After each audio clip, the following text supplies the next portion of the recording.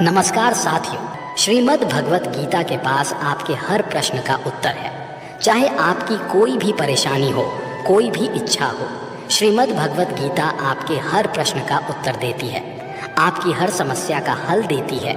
चाहे वह परेशानी आपके मन की हो, धन की हो, या आपके शरीर की हो, या आपके रिश्तों की हो, आपको अपनी हर समस्या का उत्तर श्रीमद् भगवत गीता में ज़रूर मिलेगा। श्रीमद् भगवत गीता साक्षात भगवान की दिव्य वाणी है। जो कोई भी गीता की इन 21 बातों को ध्यान से पूरा वीडियो के अंत तक सुनेगा, उसे अपनी हर समस्या का हल ज़रूर मिल जाएगा। उसे वो सब कुछ मिलेगा जो वो पाना चाहता है। श्रीमद् भगवत गीता का 21वां उपदेश है कि मनुष्य को अपने कर्मों का फल भोगना ही होता है। जो बोया है वही काटोगे। यदि आपने माँ बाप की सेवा की है तो ही आपकी संतान बुढ़ापे में आपकी सेवा करेगी, वरना कोई पानी पिलाने वाला भी पास नहीं होगा। इसलिए बुरे कर्मों का त्याग ही सर्वोत्तम है। एक गरीब आदमी मछली पकड़ रहा था। मछली पकड़ते पकड़ते उसने एक ताज़ी मछली पकड़ी। पास में ही एक सेठ भी मछली पकड़ रहा था, लेकिन मछली पकड़ने का अनुभव ना होने के कारण काफ़ी देर से उसके हाथ एक भी मछली नहीं लगी। सेठ ने जब देखा कि उस गरीब आदमी ने ताज़ी मछली पकड़ी है तो उसके मन में मछली को देखकर लालच आ गया और उसने गरीब आदमी के हाथ से मछली छीन ली।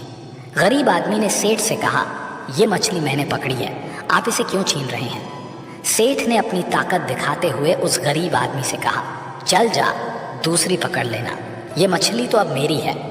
ऐसा कहकर सेठ वहाँ से चलने लगा। अभी मछली जिंदा थी और तड़प रही थी। मछली ने सेठ के अंगूठे में काट लिया, जिससे वो सेठ के हाथ से छिटक गई और फिर से पानी में जा गिरी। सेठ के अंगूठे में गहरा घाव हो गया और तेजी से खून बहने लगा। सेठ दौड़ा डॉक्टर के पास गया। डॉक्टर ने अंगूठे पर पट्टी कर दी और बोला, 3 दिन बाद आकर दिखाना। 3 दिन के बाद सेठ दोबारा डॉक्टर के पास पहुंचा और अपना घाव दिखाया। घाव ठीक होने की बजाय और गहरा हो गया। डॉक्टर ने कहा, अब इस अंगूठे को काटना पड़ेगा, अगर नहीं काटा तो हाथ खराब हो जाएगा, मरता क्या ना करता। सेठ ने अपना अंगूठा कटवा लिया। डॉक्टर ने फिर से पट्टी बांधी और 3 दिन बाद आने के लिए कहा। सेठ 3 दिन बाद फिर गया। पट्टी को खोला गया, घाव सड़ने लगा था, जिसे देखकर डॉक्टर ने कहा, आपका घाव सड़ रहा है, हाथ कलाई तक काटना पड़ेगा, नहीं तो पूरा हाथ जाएगा। सेठ बोला, काट दो, और कोई रास्ता नहीं है। सेठ की कलाई काटकर पट्टी बांध दी गई और उसे 4 दिन बाद फिर से आने के लिए कहा। सेठ 4 दिन बाद पहुंचा। डॉक्टर ने पट्टी खोलकर देखा तो घाव वैसे का वैसा था। डॉक्टर ने कहा, हाथ को भी काटना पड़ेगा, नहीं तो पूरा बाजू जाएगा। सेठ ने वह भी कटवा लिया। सेठ को पट्टी बांध दी गई और 4 दिन बाद फिर से आने को कहा। 4 दिन बाद डॉक्टर ने घाव को देखकर कहा, अब तो बाजू काटना पड़ेगा, नहीं तो पूरा शरीर सड़ जाएगा। अब सेठ का पूरा बाजू काट चुका था। तभी सेठ के एक मित्र ने उससे पूछा कि तुझसे कहीं कोई गलती तो नहीं हुई? आखिर ये क्या हो रहा है? तू जाने अनजाने कोई गलती तो नहीं कर बैठा, जिसके कारण तेरे साथ यह सब हाल हो रहा है? सेठ बोला, हाँ, एक गलती तो हुई है। मैंने किसी की मछली पर हाथ मारा था। मेहनत उसकी थी, मगर खाना मैं चाहता था।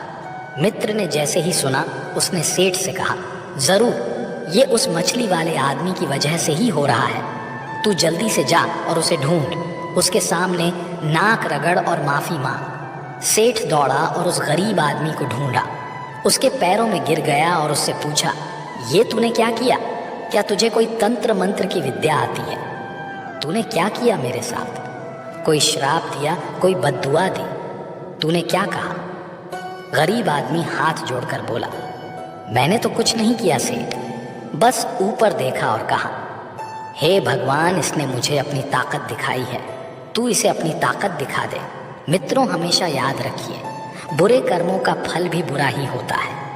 कर्मों का फल वैसे ही ढूंढ लेता है जैसे कोई बछड़ा खो जाने पर सैकड़ों गायों में अपनी माँ को ढूंढ लेता है।